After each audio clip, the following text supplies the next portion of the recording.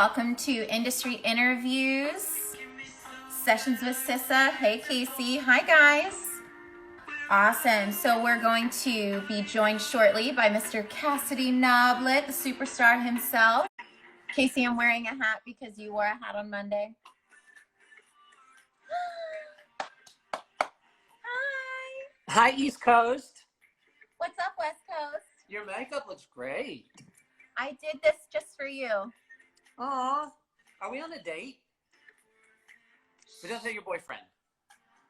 He's just in the next room over, working Hi, from boyfriend. home. Hi, George.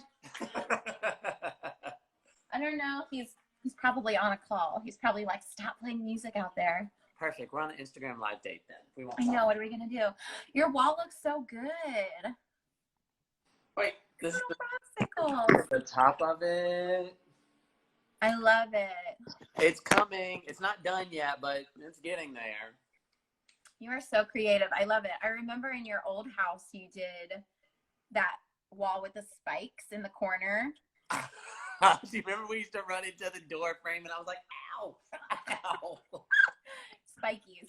Definitely. Cassidy, I'm so happy to have you here for our industry interview. This is day 3. Ow!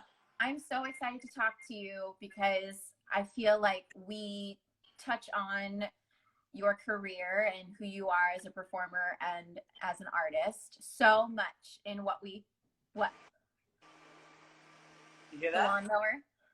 No, it's the leaf blower guy. Of course, always it's quiet wants to all have a morning cameo. until it's always quiet, and then right when there's something happening, then. Thank you. Casey says, "Hey, little bro." Hi, Casey. I love you. Oh, I can hear you great. He's leaving. So yeah, I think as we talk about commercial dance intensive, like there's so many instances where specific moments throughout your career, throughout your professional life, that we kind of like turn to some of the experiences that you have had. And I'm so excited to just talk to you and listen to you firsthand and to share with our followers and to share with the young up and coming performers what it's like to be Cassidy Noblett and to have this career. It's crazy. This head is crazy.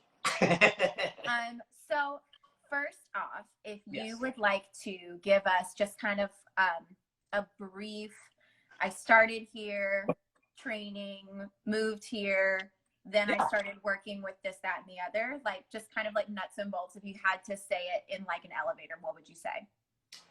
Yeah. Well, me and my sister, we both started in my mom's dance studio.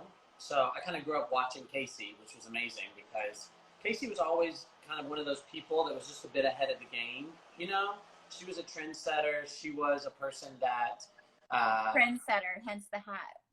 Yeah, I know. Looks good on you too.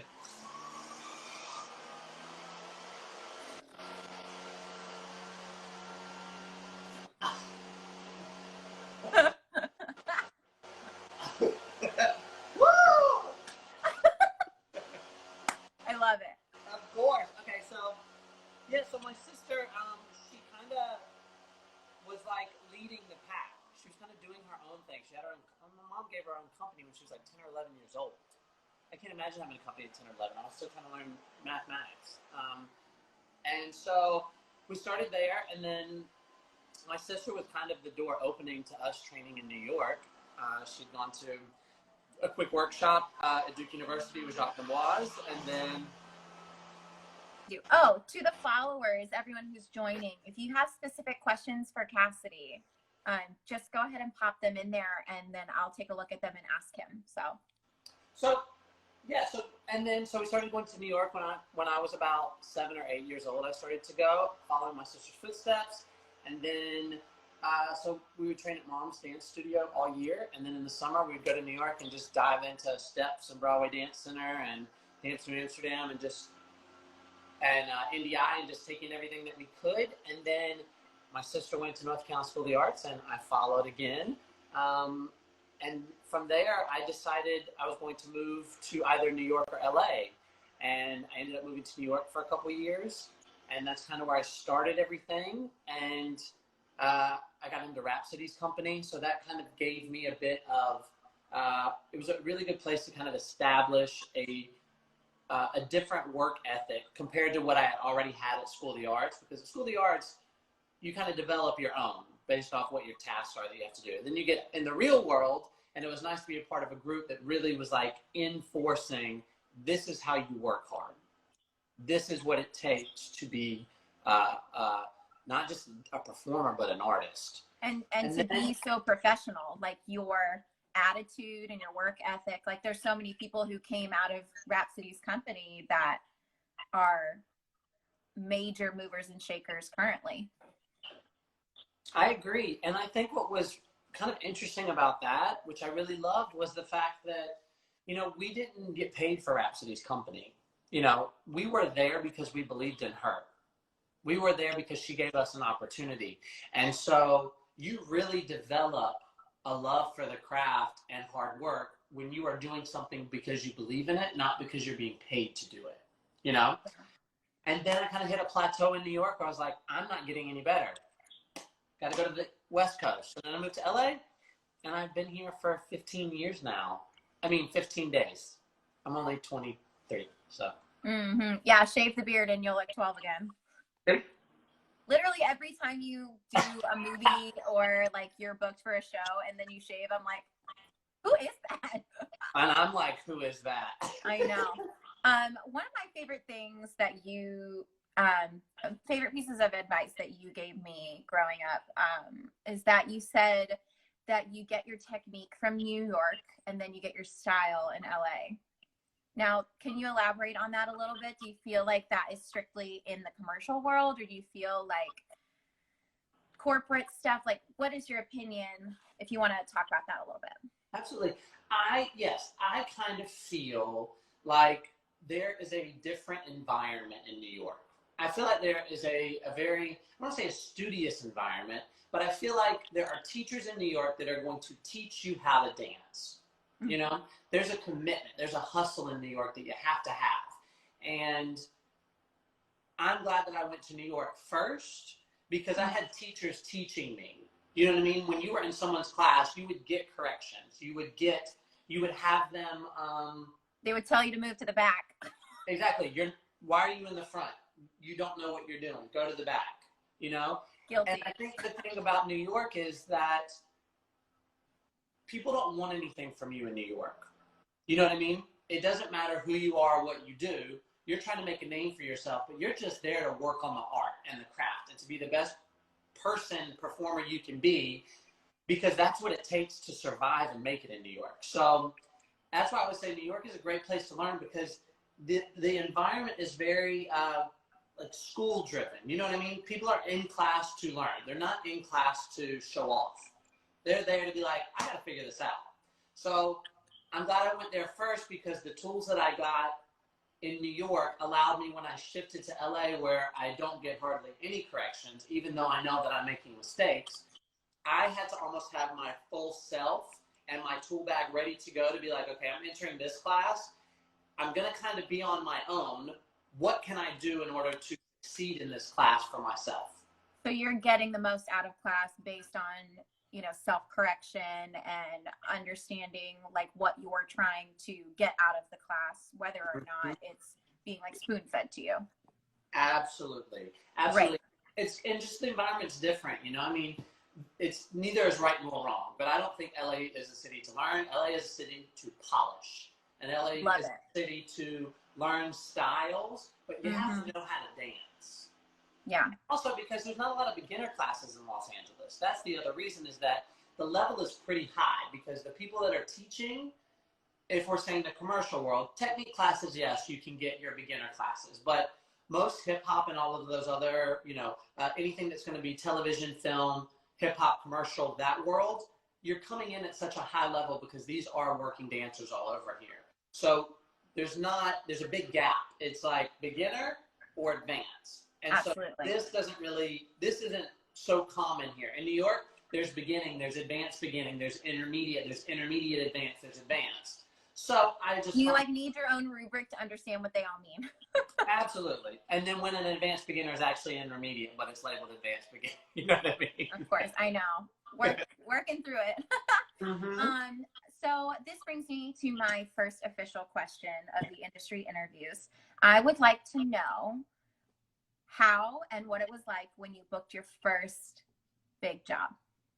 Okay, so I am like the girl in Greece. So I was a beauty school dropout. I'm just kidding. So after going to high school at School of the Arts, I auditioned for NYU and I got a full ride to NYU. So I decided to take the opportunity and go because that was a school. I mean, at the time, I mean, NYU is twice as much as it was when I was there, but that's not something I could afford, you know? Not even back then.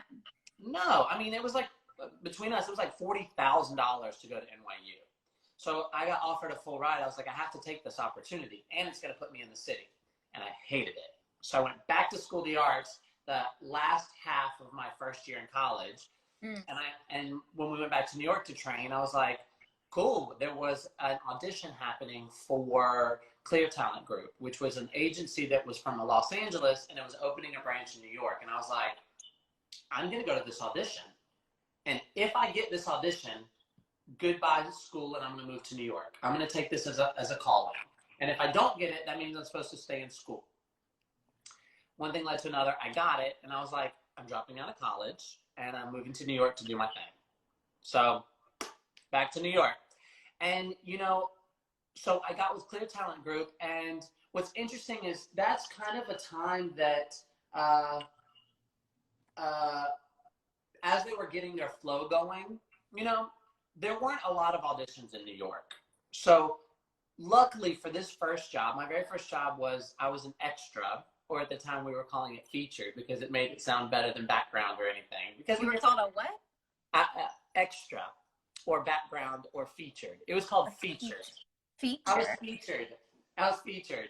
Where were you featured? In the back corner where you couldn't see me. I was featured there. Zoom in, you can see me. You got a freeze frame too quick. And so, yeah, my first job was Britney Spears and Madonna, Me Against the Music video as a club kid. So they were shooting a music video there. And was that something you got through your agent?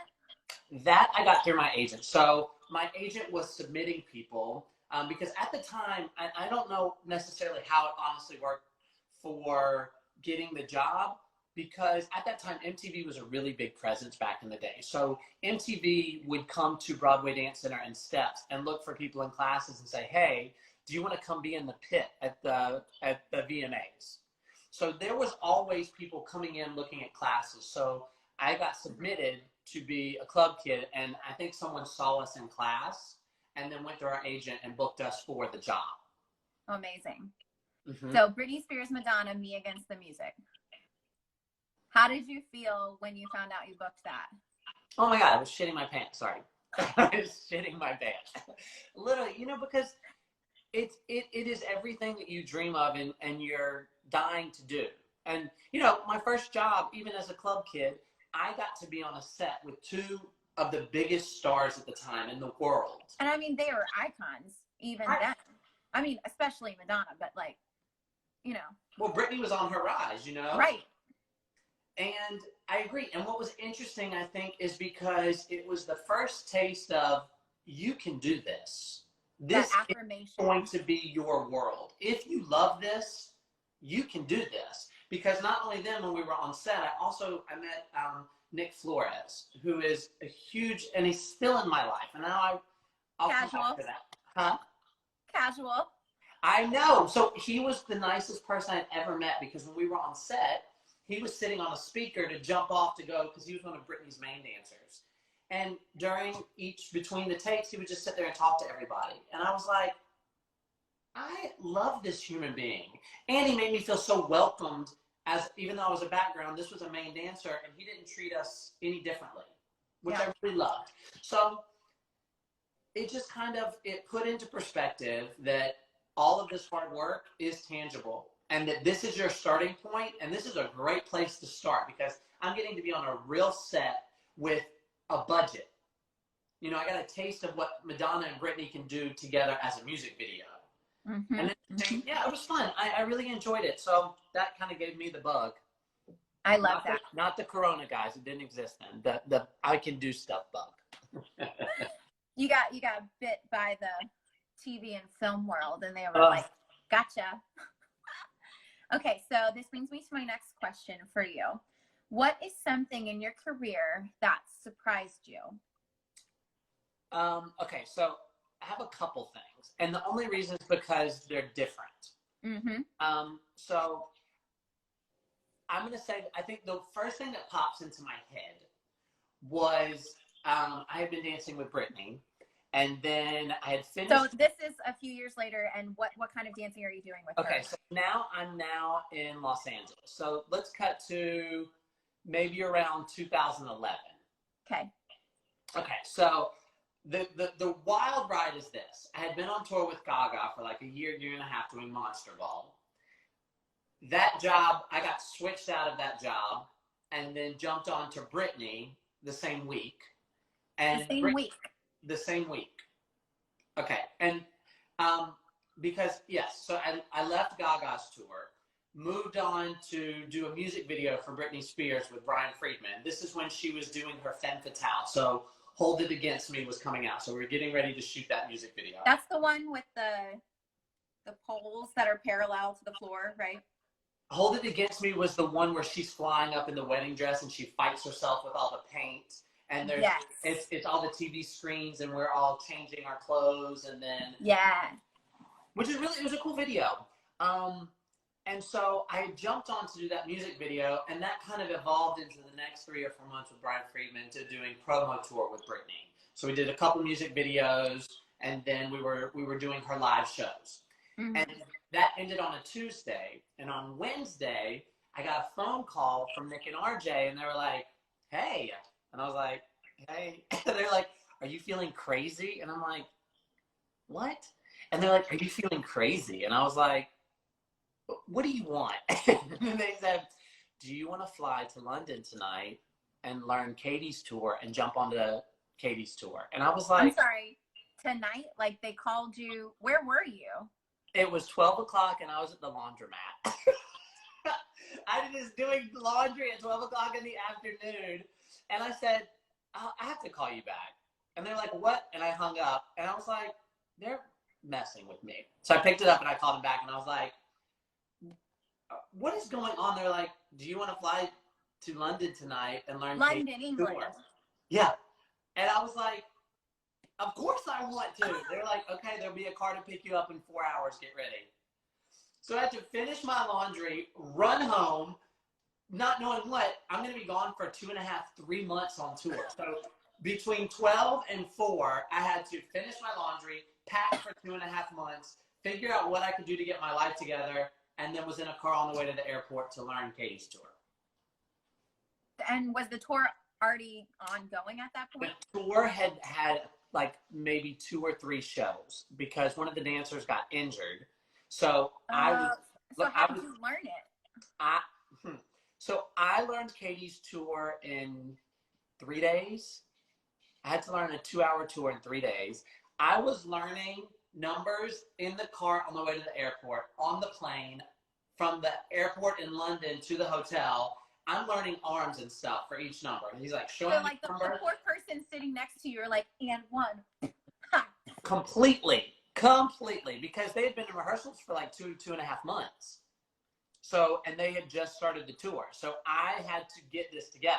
So I'm learning stuff in the cars, but not the legs because I can't do it. So I'm like, and then I would learn in bathrooms at the arenas, or I would, Nick one day got us like a little ballroom at a hotel. And it was beautiful. It was like in Liverpool or something. So it was like old England and old UK. And it was cool, but I was never learning with mirrors.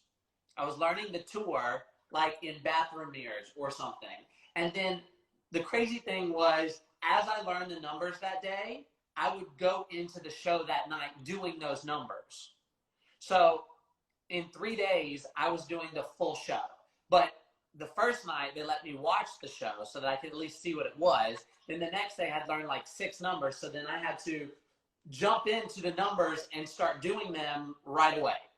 That is just a testament to being professional, you know, like you just have to make it work. And it's like so many things I'm sure lined up in your career after that experience with Katy Perry. Like if you had, you know, fear, or if you were like, I don't know if I can learn this quickly, you were just like, of course I can.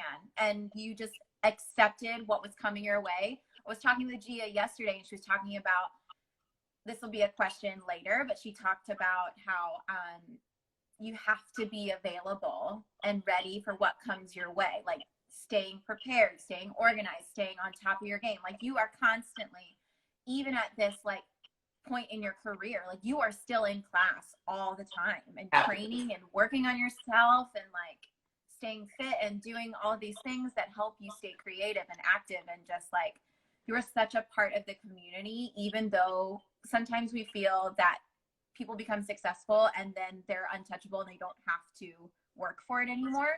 And I just think that's selling their artistry short sometimes, because someone like you is just, I don't know, I look up to you a lot. And I think that a lot of people do, because you are so dedicated to the craft and to your artistry, and you're dedicated. And I think that's why things line up so well, because that has to feel like divine alignment to you, right? Like you go from one job a week later to another job, and like the next day you're at the laundromat. Like, you know, what's interesting is I feel like as I've gotten older and decided, I've learned to strip judgment. And when I say this, meaning not judgment, but my opinion about art in general.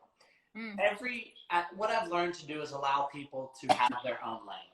Meaning, I know now at this age that there are going to be different types of performers. There's going to be different types of artists, and there's different types of ways of living your life. And neither is right nor wrong. I, for myself, have decided that if I want to change the world or influence the world or touch lives, the only way that I can do that is by being amongst the people. And what I mean by that is like not the people, but meaning that we are all on the same level. If I'm not approachable and I'm not continuously practicing what I'm trying to teach or do, then what I'm building my life on won't be strong. And I think also too, like, it is a lifetime commitment. When you decide you want to do something, I think you have to make a commitment to say, this is what I want, and I'm going to do whatever I can to make that happen. And my personal goal is I want, and I say this all the time, but like, I want to take the globe and I want to spin it. When I'm like 80 years old, 90 years old, I want to spin it. And I want to see my thumbprint all over the world in color, whether it's on stages that I've performed or in countries or on people's lives that I've touched. My personal goal is that. So I think it's super important to continue the evolution of my art and craft so that my expansion and influence can get to be at a greater level. Now, but I've also then decided there are going to be some people that just want to do it for the money. There are going to be some people that just want to do it for the fame. Now, people just doing it for the followers and blah, blah, blah. And I used to look down on that because I wanted so much for people. And at the same time, what I've learned to do is say, that's okay, though. That is what makes them happy, and that's the way they want to live their life. So now I use it as either guidance, or I use it as, I'm just going to support you and hope that whatever you decide to do makes you happy, because we need a world full of happy people doing what they love. Period. Yeah, and everyone's journey is different, certainly. Yeah. I love that. That's such a great perspective on that. Okay, so the next question that I have for you is pretty straightforward. So what is one style or skill you wish you had developed before you became a professional? Okay, 2 things. I know you said 1, but I'm just going to pretend that you said 1, and I was like, 2. 1. It was 1. It really was 1, and then just 2. I won't hold it against you. Oh, good reference. My first one, I wish that I had learned house very early. House dancing. And the reason is just because there is a funk to it that the dance doesn't come to life without your own personal addition to the style. You can do the step, but the steps are just steps. I wish I had learned that because it was really good for my weight transfer. It was really good for funk and vibe. And it's also really good for speed. I feel like speed because you're always on your toes and you have to move, and house is that. And also the culture of house dancing, which is found in many, many styles: voguing, whacking, popping, locking, all of these things were a sharing of information with each other. But there's something special for me about house, the music, what they talk about in the music, what house music is, what the jack is. And I wish I had learned that because I feel like it's one style that's really helped me express myself because I feel a love for it. Mm. My second would be, I wish that I had done acting growing up. Mm.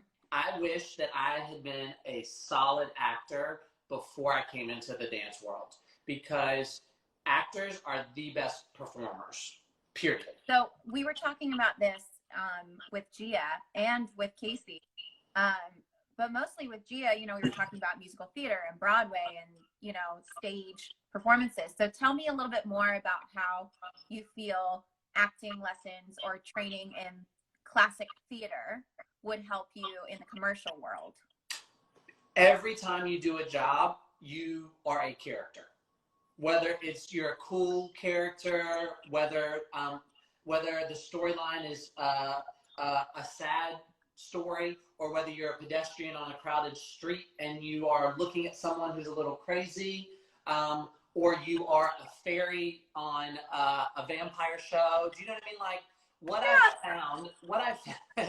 I've found is that each time you step into a job or a class, their movement or the idea comes from a certain place. Especially with TV and film, you're always portraying some kind of character. And what I've learned is that you can take that character and all of your movement can come through the character. How does that character do it? Because when you do just dance jobs, there's a certain level of dancing that has to happen. I mean, when you're doing concert and live performances, you can just dance, in my opinion. There's always in the dance world, there's like a Spanish feel, there's a regal feel, there's a lazy kind of heavy feel. There's certain broad things that are in all live performances. But when you get TV and film, the characters and storylines change every single time. And someone who's also on our faculty, but Victor Rojas, is one of my idols. And he is a phenomenal actor. And every time I watch him perform, there's a character. There's a story. It's something unique with a purpose. Because you can get away picking a character and letting the movement come through that when you do TV and film. Right. I mean, like if I was going to be somebody who's a little bit clumsy, if the move is like, go, go, cock, cock, I'd be like, and it's funny. It's funny because now the character is driving the storyline and the movement as opposed to the movement and then putting a character on top of it. It's sort of like it comes from a more human place. And so I feel like in the commercial world, it makes it, would you say it makes it like more relatable to the audience or the client or the customer or, you know, whoever's ingesting what you're creating? Yeah, and I think it also expands the world and the vision of what's happening. To have a room full of characters on stage is more monumental than having a room full of dancers, just dancers on stage. Yeah. So I wish I had done acting and house. Coming in at the age of 18, that I would have really had a background in those to propel. Amazing. That sort of brings me to my next question, if you're ready for it. Yeah. Okay. You're doing a great job, by the way. I love you. You're making me feel very comfortable. I love you. I love you too. Okay. If you could go back in time and give advice to your 15-year-old self, what would you say and why? Yes. The thing I would say is this. Your art is your art, and you don't need anybody's approval on how you are doing. Because we are given our own emotional guidance system, which tells us, one, how we're feeling, but two, whether we're doing a good job or not. And I think I spent so much of my life seeking others' approval, wanting to feel like someone's telling me that I'm doing a good job, or someone's telling me that I'm improving, or someone's saying that I could use you, whatever it is. I think a lot of my growth was stunted because I wanted other people's approval for my art. So I gave over part of my power to other people to allow them to say, you're worthy. yes. And at the end of the day, you are worthy. Why? Because I was chosen as a spirit to be on this planet, which means I have value and worth. And that we each live our own path. And that is enough in itself to say, this is what I'm supposed to be doing. And everybody else is here for my experience and influence. Everyone else here is not here to tell me what I'm valued at or what my art is valued at or whether they like it, because there are billions of people in the world. You can't please everybody. Some people are going to like what you do and some people aren't for whatever reason. And it could be based on where they come from or whether you remind them of somebody in their dance studio or whatever it is. So I just spent a little bit too much time caring about what other people thought of me and my work.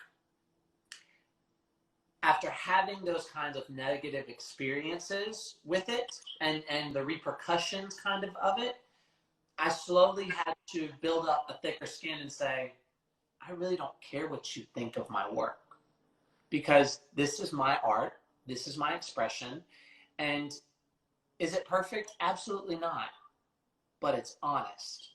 And I think that is the basis for everybody is don't seek others' approval. Let whatever expression you have be in an authentic, honoring, loyal self to you. Period. I feel like I need to write all of that down and read it every single day. Me too. I feel like it's such a common struggle for dancers in particular, because we grow up in this like studio setting normally or like a conservatory or some sort of thing, and you're told to like stand in line and follow direction and do exactly what the teacher tells you, and when the teacher tells you that's right, you're doing a good job, your turnout's improving, it's like the best day of your life, and so we are sort of developed into that rigid approval need, I think, as performers. And then we're like let out into the world and it's like, oh, I get to be myself, or you get to create your work as you see fit. And I wonder if there's a way to develop throughout your training in that. And I wonder, what do you think about that? Do you think that there's something that young dancers can do to pay attention to that? Yeah, honestly, I think it's just developing a sense of self at a young age. Meaning, I think it's important to care what other people think, but I think it's important not to let what they think determine how you feel about yourself. Meaning, taking things with a grain of salt.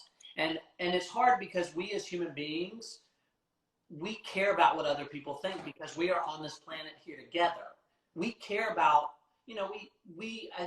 I think we're born into love and kindness. Inside, that's what we are. So we want to be loved. We love companionship. We love group settings. We like that. So I don't think that we can ever get away from that. And I don't think we should. But if you can, I think for every individual, look at what you are doing and see how it makes you feel. Take other people's opinions and thought as suggestions and not as fact. I love that. As suggestion, but not fact. That's great advice. Yeah, and it's hard. I mean, it just takes practice. I mean, it's a mature way to think, and I think you only kind of get that way by seeing the positive and negative effects of caring. You know what I mean? Mm-hmm. And sometimes you can grow up in a household where people say, what makes you feel good? Do you? If you're doing you, that's all that we need. And my parents were very supportive. They were very supportive, but I still have that desire, like, I want everybody to like me. I want everybody to think I'm doing a good job. Instead of just being like, who cares what they think? Do your thing, because at the end of the day, if you're good at what you do, people are going to appreciate it and follow. Yeah, and you They have will such respect it. a beautiful gift, you know, and you work hard. And, you know, I know that you know this, but like your gift deserves to be seen by the world, to be shared, and to be infused into other people's experiences, because sometimes we can make art for ourselves, but I would say 90% of the time, some of the joy of creating art is for others to experience it. And so that's what we do.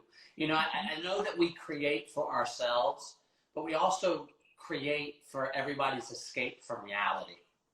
Absolutely. Art in general is an escape from reality, period. We live in a fantasy world because people, when they view art, listen to it, see it, do it, it's a different experience.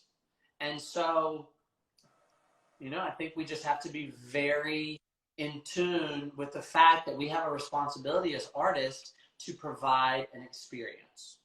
Absolutely. I love that. All right, Cassidy, we're down to our last question. All right.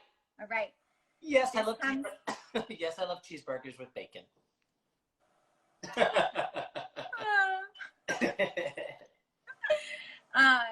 Okay, this comes from the podcast How I Built This. It's one of Casey's favorites. I love that podcast too. So you'll be familiar with this question then. For your success, what percent is luck and what percent is talent and skill?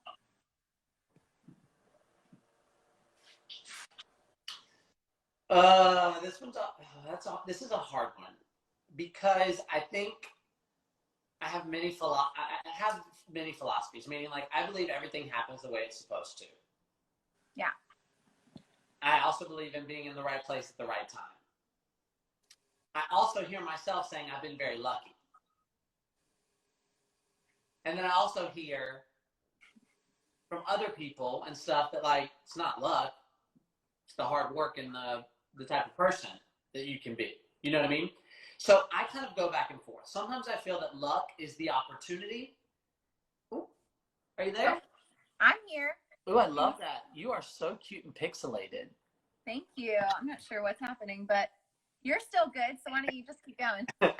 She's doing a costume change, folks. Yanni's world came into our video. Huh? Yanni's world came into our video. Which, remind me to come back to that in a second. Okay. Sometimes I think that luck is having the platform or opportunity to do something. And then I think skill and talent is the thing that keeps you there or gets you the job. Mm. Now, I also, though, know how this business works, where I've been told that if you don't dye your hair, then you don't have the job. Meaning, we love your dancing. Scratch. No. You just said, if I don't dye my hair, I can't have the job, which means you want me for my look more so than my talent. So I think it's a hard one. I would generally say that I think luck is 50% and talent and skill are 50%. Depending on the day, that I may say that luck is 0% and skill and talent and who you are as a human being is 100%. It's hard because I also look at my life as opportunities that I've been given never meant that I was better than anybody to do that job. It meant that I was given an opportunity to do something. And sometimes I think that's luck, because I know that there are other people who are way better than me and more talented than me, but I had the job over them. Do you know what I mean? So yeah. It's really a hard question. It's really a hard question. Sometimes it's 50-50, sometimes it's 0-100, and then sometimes I think it's 100-0. I think it depends. It's like a Gemini. I think luck and skill are Geminis, you know? The twins. The twins. Who decides to show up when? Yeah. Mm-hmm. What you were just saying. Oh, and Yanni. So Yanni, though, we're almost at our full first rough draft of the video. I want to take this opportunity to say thank you for joining us here on the Industry Interviews. Commercial Dance Intensive, is created by your sister, Casey, and you are, as Casey calls it, the heart of what we do. So we are the Army of Love. Our students, our alumni from the program become the Army of Love, and all of our faculty and you know, it's just this beautiful family. And I also want to take this opportunity to say thank you for letting me into your family since such a young age. You've made such a tremendous impact on my life. And, you know, I think about you in times, you know, when I'm facing challenges in my career. And I just am very fortunate to have you as a mentor. And I love you so, so, so much. So I just wanted to say thank you for taking this time for Sessions with Sissa here. Anything else you would like to say? Yeah, I appreciate the thank you and stuff, but I think one beautiful thing about CDI in general is that it is a pool of good energy and good people. And even though this was Casey's dream that she's got now in full bloom, all of the faculty, including you, that come through really are good people. You know, I think that's the one thing I love about CDI is that I'm happy when I'm there because I'm surrounded by people that are loving and talented at what they do. They don't see an uneven scale of talent and human. They are very even, good people with a great talent. And I love that the dancers that come through are carrying that responsibility and that kindness and positivity along with them.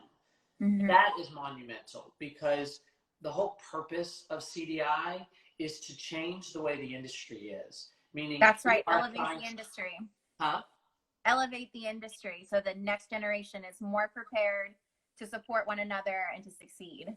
Yes, and so that they also have a smile on their face while they're going through life, you know? I'm happy to see that CDI has given these dancers tools, given them an opportunity to be in a positive, hardworking, loving environment that is not scolding and yelled at and hierarchy system, but they can increase their potential and skill in a fully engulfed, loving place. And then when they come back and I see them later and I see how much they've improved, it makes me happy because it just shows you that we are creating our own way to live. And that it's worth it. That is more than worth it. My name's Cassidy Noblett. Are you ready to work? Cue the music.